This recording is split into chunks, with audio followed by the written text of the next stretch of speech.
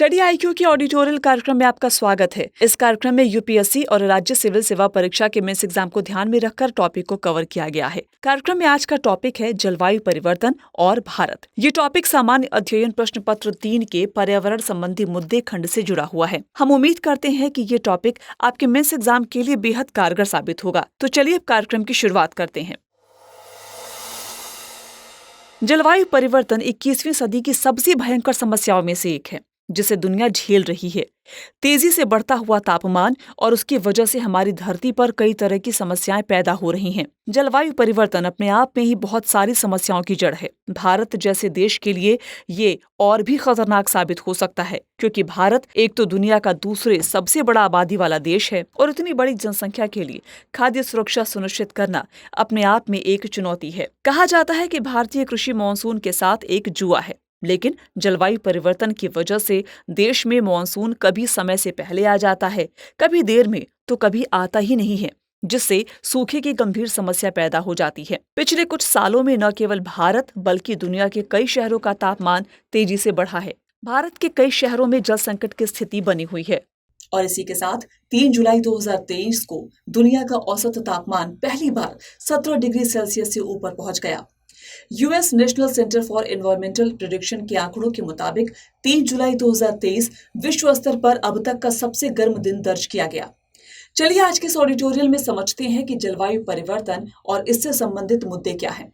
साथ ही इसके कारण और प्रभावों के बारे में भी हम चर्चा करेंगे। इसके अलावा एक नजर डालेंगे कि भारत ने जलवायु परिवर्तन से निपटने की दिशा में क्या कदम उठाए हैं और अंत में टॉपिक से संबंधित मुख्य परीक्षा का एक सवाल भी नोट करेंगे।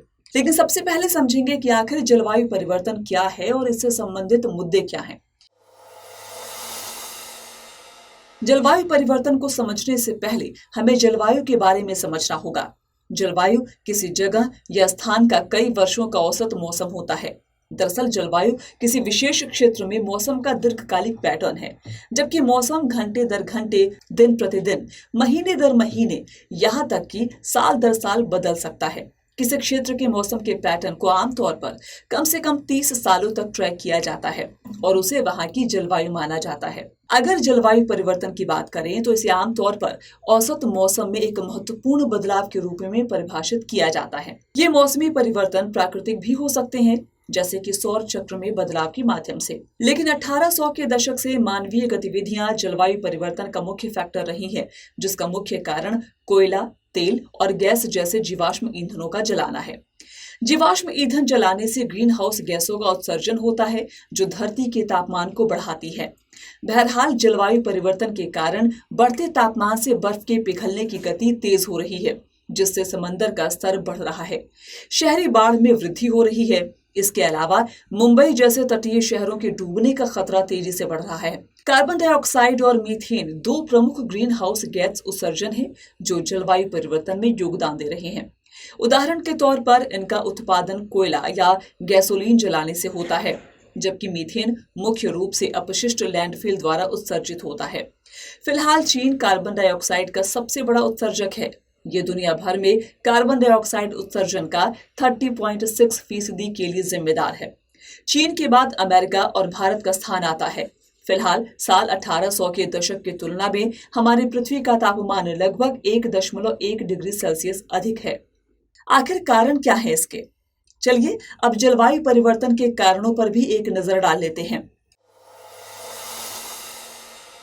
वैसे तो जलवायु परिवर्तन के कारणों में प्राकृतिक और मानवीय दोनों ही तरह के फैक्टर्स का योगदान है, लेकिन फिलहाल जो धरती का तापमान बढ़ रहा है और जलवायु परिवर्तन हो रहा है, उसका मुख्य कारण मानवीय गतिविधियां ही हैं। आपको बता दें कि विनिर्माण या औद्योगिक क्षेत्र ग्रीन हाउस गैस उत्सर्जन के अग्रणी फैक्टर्स में से एक है। जाहिर है विनिर्माण और उद्योग से उत्सर्जन ज्यादातर कपड़ा, इलेक्ट्रॉनिक्स, प्लास्टिक, सीमेंट, लोहा और स्टील जैसी वस्तुओं के उत्पादन के लिए जीवाश्म ईंधन जलाने का परिणाम है। इसके अलावा खनन और अन्य औद्योगिक गतिविधियों के साथ साथ निर्माण के दौरान भी कई तरह की हानिकारक गैसें बाहर निकलती हैं, जो धरती के तापमान को बढ़ाकर जलवायु परिवर्तन के लिए जिम्मेदार हैं। दरअसल वन और पेड़ पौधे कार्बन डाइऑक्साइड को अवशोषित करते हैं, इसलिए वनों को काटने या नष्ट करने से प्रकृति की उत्सर्जन को अवशोषित करने की क्षमता कम हो जाती है।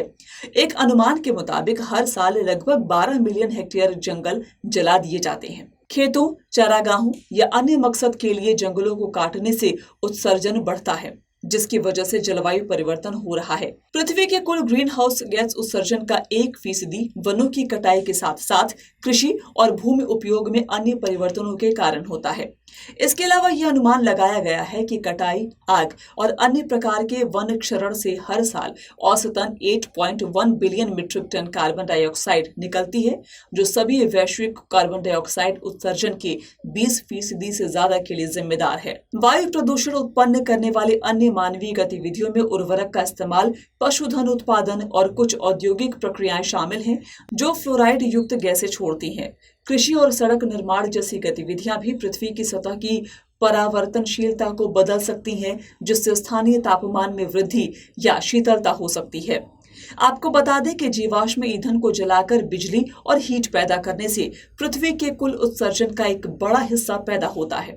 अधिकांश बिजली अभी भी कोयला, तेल या गैस जलाने से बनाई जाती है, जो कार्बन डाइऑक्साइड और नाइट्रस ऑक्साइड जैसी हानिकारक गैसें पैदा करती हैं। फिलहाल दुनिया भर में केवल 1/4 से थोड़ी ज्यादा बिजली ही पवन, सौर और अन्य नवीकरणीय स्रोतों से पैदा की जाती है, जो जीवाश्म ईंधन के विपरीत हवा में ग्रीन हाउस गैसों या प्रदूषकों का बहुत कम उत्सर्जन करती है। इसके अलावा परिवहन के अधिकांश साधन जैसे कि कार, ट्रक, जहाज और विमान जीवाश्म ईंधन पर ही चलते हैं। ये ग्रीन हाउस गैसों के एक बड़े हिस्से के लिए जिम्मेदार हैं। आंतरिक दहन इंजनों में गैसोलीन जैसे पेट्रोलियम आधारित उत्पादों के दहन के कारण सड़क वाहनों का योगदान सबसे ज्यादा है। इस तरह कुल मिलाकर इंसानों के द्वारा जो भी गतिविधियां की जा रही हैं, वो किसी न किसी रूप में जलवायु परिवर्तन में अपना योगदान दे रही है, जिसके बहुत ही भयंकर प्रभाव देखने को मिल रहे हैं। तो चलिए अब जलवायु परिवर्तन के प्रभावों पर भी एक नजर डाल लेते हैं। विश्व आर्थिक मंच की वैश्विक जोखिम रिपोर्ट 2021 के मुताबिक जलवायु परिवर्तन को कम करने में विफलता दुनिया भर में समुदायों के लिए सबसे प्रभावशाली जोखिम है। यहां तक कि सामूहिक विनाश के हथियार और जल संकट से भी ज्यादा।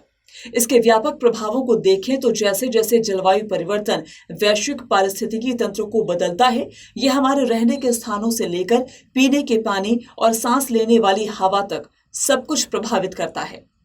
हालांकि जलवायु परिवर्तन किसी न किसी तरह से सभी को प्रभावित करता है, लेकिन ये भी सच है कि इसका सबसे नकारात्मक प्रभाव कुछ समूहों पर असमान रूप से पड़ता है, जैसे कि महिलाएं, बच्चे, स्वदेशी समुदाय और आर्थिक रूप से हाशिए पर रहने वाले लोग।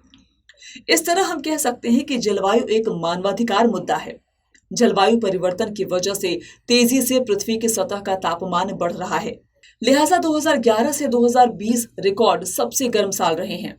आपको बता दें कि उच्च तापमान गर्मी से संबंधित बीमारियों को बढ़ाता है और बाहर काम करना अधिक चुनौतीपूर्ण बना देता है। जब मौसम गर्म होता है तो जंगल की आग अधिक आसानी से लगती है और अधिक तेजी से फैलती है, जिसकी वजह से जैव विविधता को काफी नुकसान पहुंचता है।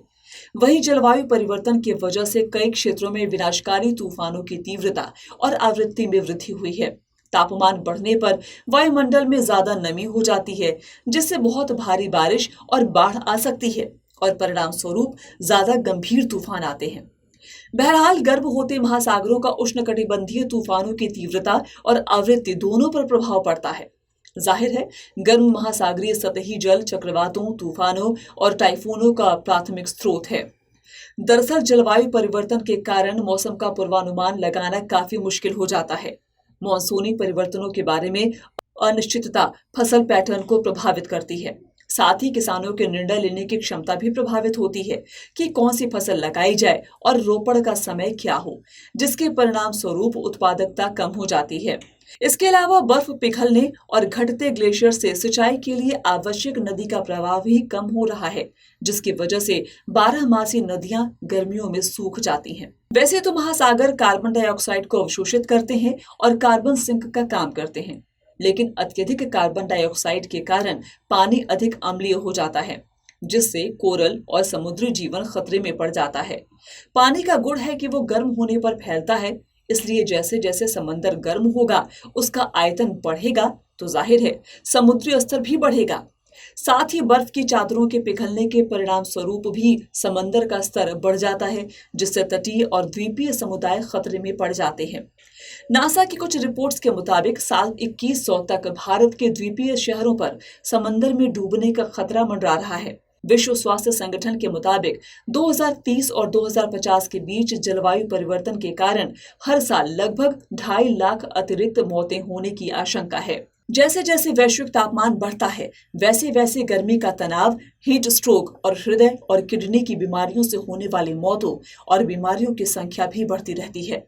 अब सवाल उठता है कि भारत जलवायु परिवर्तन से निपटने की दिशा में क्या कदम उठा रहा है। तो इसके लिए 30 नवंबर 2015 को पेरिस में संयुक्त राष्ट्र जलवायु परिवर्तन सम्मेलन में भारत और फ्रांस के द्वारा संयुक्त राष्ट्र के पूर्व महासचिव श्री बान की मून की उपस्थिति में अंतर्राष्ट्रीय सौर गठबंधन को लॉन्च किया गया था। इसका मकसद सौर ऊर्जा को बढ़ावा देकर जीवाश्म ईंधनों के इस्तेमाल को कम करना था। वाहनों से होने वाला उत्सर्जन वायु प्रदूषण के लिए सबसे ज्यादा जिम्मेदार होता है, जिसके कारण सरकार ने अप्रैल 2000 से BS 2000 या भारत स्टेज 1 वाहन उत्सर्जन मानदंड लागू किए, जिसके बाद 2005 में BS 2 लागू किया गया। फिर BS 3 को 2010 में देश भर में लागू किया गया था। हालांकि 2016 में सरकार ने वैश्विक सर्वोत्तम मानदंडों को पूरा करने और BS 5 को पूरी तरह से छोड़कर BS 6 मानदंडों को अपनाने का निर्णय लिया। पेरिस समझौते के तहत भारत ने 3 प्रतिबद्धताएं की हैं। भारत की GDP की ग्रीन हाउस गैस उत्सर्जन तीव्रता 2030 तक 2005 के स्तर से 33-35% कम हो जाएगी। साथ ही भारत की 40% बिजली क्षमता गैर जीवाश्म ईंधन स्रोतों पर आधारित होगी। इसके अलावा भारत 2003 तक अतिरिक्त वन और वृक्ष आवरण के माध्यम से 2.5 से 3 बिलियन टन कार्बन डाइऑक्साइड के बराबर अतिरिक्त कार्बन सिंक बनाएगा। भारत सरकार ने देश में स्वच्छ ऊर्जा के क्षेत्र में स्वच्छ ऊर्जा पहल और वित्त अनुसंधान को वित्त पोषित करने और बढ़ावा देने के लिए 2010 में राष्ट्रीय स्वच्छ ऊर्जा कोष यानी कि NCEF भी बनाया है। और फिलहाल भारत सरकार इलेक्ट्रिक वाहनों को अपनाने पर जोर दे रही है। इसके लिए फेम जैसी योजनाएं भी लागू की हैं, ताकि लोग इलेक्ट्रिक वाहनों की खरीद के लिए प्रेरित हों। चलिए अब अंत में टॉपिक से संबंधित मुख्य परीक्षा का एक सवाल नोट कर लेते हैं। जलवायु परिवर्तन क्या है और ये देश की बढ़ती आबादी के लिए किस तरह की स्वास्थ्य समस्याएं पैदा कर सकता है? बढ़ती महामारियों के संदर्भ में अपने विचार प्रस्तुत कीजिए। उम्मीद है कि आज का ये टॉपिक आपके लिए परीक्षाओं के लिहाज से बेहद कारगर साबित होगा।